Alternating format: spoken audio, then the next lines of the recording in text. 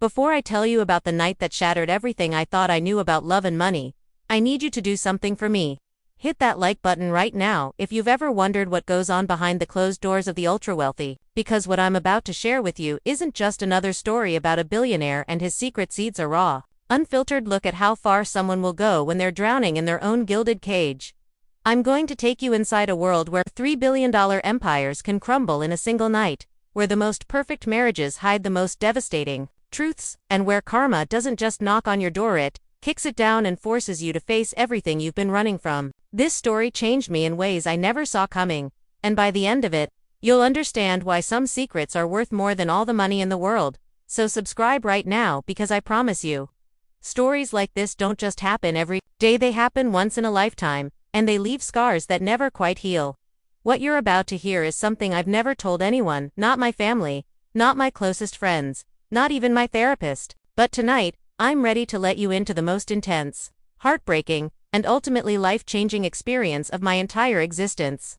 My name is Nora, and 6 months ago, I thought I had hit the jackpot when Camden Ashworth reached out to me. You know Camden, the tech genius who built his empire from a dorm room and turned it into a $3.2 billion fortune before he turned 35. The man who graces Forbes covers with his perfect smile and his even more perfect wife. Isabel Ashworth isn't just beautiful, she's the kind of woman who makes other women question their life choices. Supermodel turned philanthropist, with cheekbones that could cut glass and a heart that seems to bleed gold for every charity 'cause she touches. Their Instagram posts break the internet regularly. Anniversary dinners that cost more than most people's houses. Charity galas where they casually donate millions while looking like they stepped out of a fairy tale. But here's the thing about fairy tales, they're not real. And I was about to learn that lesson in the most brutal way possible. Camden and I went to college together. Back when he was just another computer science major with big dreams and bigger ambitions. We were study partners, late-night coffee companions, the kind of friends who shared everything. Then graduation happened. His first startup exploded, and suddenly he was living in a different universe, while I was struggling to make rent as a freelance writer. That's why I couldn't believe it when he called me out of nowhere 6 months ago. Nora, he said, and I recognized that voice instantly, despite the years between us. I need your help. I'm writing my autobiography, and I need someone who actually knows who I used to be. The pay was more than I made in a year, and honestly, I needed the money desperately, so began our secret meetings at small coffee shops across the city, away from the cameras and the crowds. Camden would slip in wearing baseball caps and sunglasses, looking nothing like the polished billionaire the world knew. We'd sit for hours while he told me stories about his rise to power, and I'd write them down, crafting them into something that sounded like the American dream. But as weeks turned into months, our conversations started shifting. He'd linger after our sessions, asking about my life, my dreams, my disappointments. There were moments when he'd look at me with an intensity that made my heart race. Moments when his hand would brush mine across the table and neither of us would pull away. I told myself it was just nostalgia, just two old friends reconnecting, but deep down, I knew something was building between us. Something dangerous and electric and completely impossible. It was 11:47 p.m. on a Tuesday when my entire world shifted on its axis. I was in my pajamas, editing Camden's latest chapter about his early investments, when someone started pounding on my apartment door. Not knocking like their life depended on it. I opened it to find Camden standing there, and he looked nothing like the composed billionaire I'd been working with. His hair was disheveled, his shirt wrinkled, and his eyes were red-rimmed like he'd been crying, or hadn't slept in days. In his hands were 2 first-class tickets to Auckland, New Zealand. I can't do this anymore, Nora, he whispered, his voice breaking. Come with me tonight, please. I stood there in shock as he pushed past me into my tiny living room, pacing like a caged animal. Camden, what are you talking about? It's almost midnight, and you're married, and the marriage is a lie. He cut me off, spinning around to face me. It's all a lie, Nora. Every single photo, every public appearance, every anniversary post, it's all carefully orchestrated theater. That's when he told me everything. How 8 years ago, his company was hemorrhaging money, on the verge of bankruptcy. How Isabel's father, a powerful investor, had offered to save him but only if Camden married his daughter. It was a business merger disguised as a romance, he said. A contract written in wedding vows. We've been living separate lives for years, he continued, his words tumbling out in a desperate rush. She has her wing of the house. I have mine. We only come together for public events, for photos, for the show. She knows I don't love her, and she doesn't love me. It's an arrangement that benefits both our careers. I felt like I was drowning. In his words, but why now? Why are you telling me this? He stepped closer, so close, I could smell his cologne mixed with desperation. Because I've been in love with you since college. Nora, I've been in love with you for 12 years, and I've been too much of a coward to admit it, but I can't pretend anymore. I can't keep living this fake life when the woman I actually want is sitting across from me in coffee shops, helping me write my story. The plane was leaving at 6 a.m.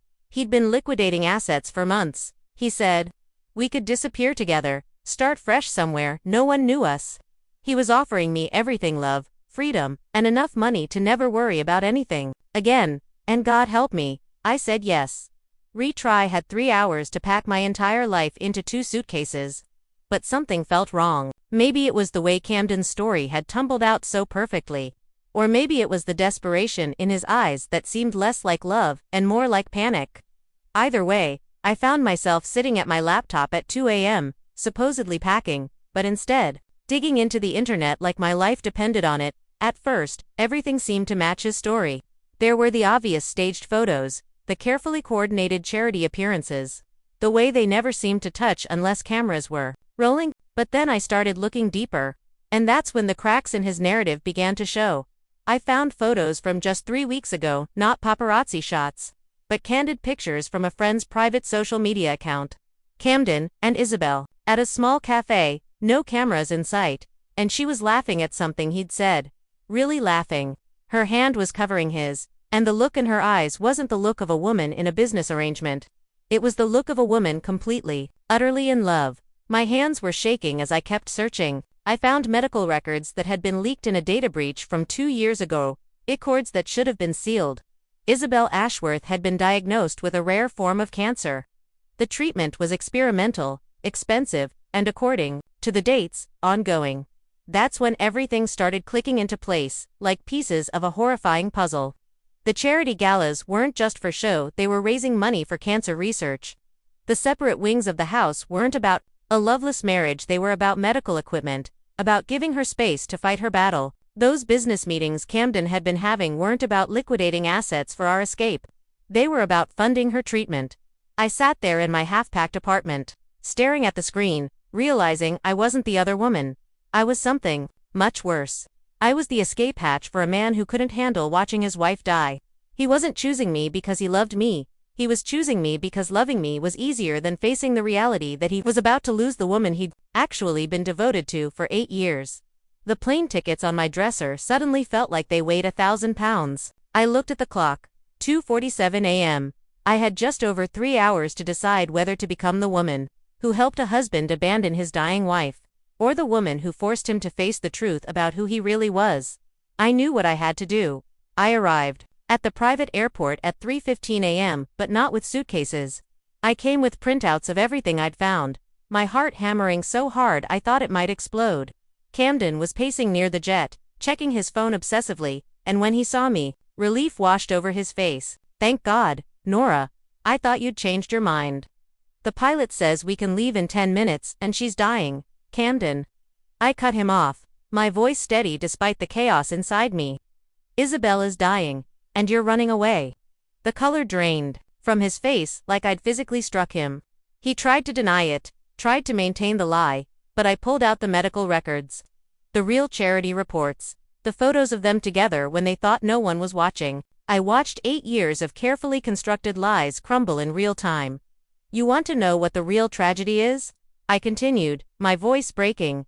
She loves you, actually loves you, and you're so terrified of losing her that you'd rather abandon her and live with the guilt than stay and fight beside her.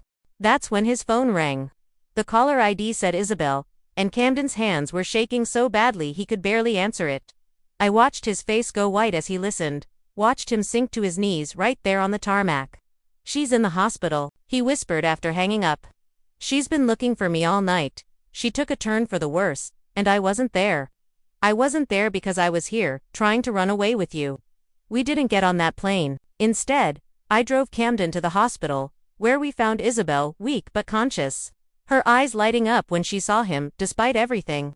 She forgave him without him even having to ask, because that's the kind of woman she was. She died 3 days later, holding his hand, while I watched from the doorway feeling like the worst person alive. The aftermath was brutal. Camden inherited everything, but wealth means nothing when it's built on regret. He became a recluse, his business, empire crumbling as he couldn't function without her. He tried to contact me months later, but I'd moved across the country, changed my number, started over completely. I learned that sometimes what we think is love is just someone's desperate attempt to escape pain. Real love means staying through the hardest moments, not running from them, and karma. Karma doesn't just punish, it forces you to become the person you were meant to be, even when it breaks you first. 6 months have passed since Isabel's funeral, and I still think about that night at the airport every single day. Not because I regret stopping Camden from running, I did the right thing, but because it taught me something about myself that I never wanted to learn. I was so desperate to be chosen, to be the one someone would sacrifice everything for, that I almost became complicit in one of the cruelest betrayals imaginable. I moved to Portland after everything happened, started fresh with a new job and a tiny apartment that's nothing like the penthouse Camden had promised me. But it's mine, and it's real, and it's not built on someone else's pain.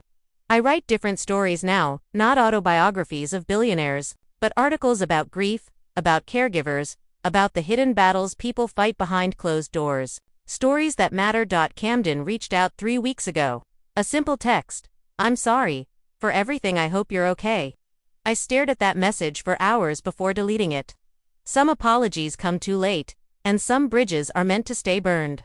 His empire did collapse, just like I predicted. Turns out running a multi-billion-dollar company requires someone who can face reality, and Camden proved he couldn't do that when it mattered most. But here's what I want you to understand from this story. The grass isn't always greener on the other side. Sometimes the most beautiful love stories are the ones happening quietly, without fanfare, without social media posts or magazine covers. Sometimes, love looks like staying up all night during chemo treatments, or converting your home into a medical facility, or donating millions to research for a disease most people have never heard of. If this story made you think differently about what real love looks like, or if it reminded you that karma has a way of forcing us to face our truth, please hit that like button, and share this with someone who needs to hear it, and subscribe. Because I've learned that the most powerful stories are the ones we're afraid to tell, the ones that show us who we really are when everything else is stripped away. What would you have done in my situation? Would you have gotten on that plane, or would you have forced him to face the truth? Let me know in the comments, because I'm still learning from this story. And maybe your perspective will help me understand something I haven't figured out yet.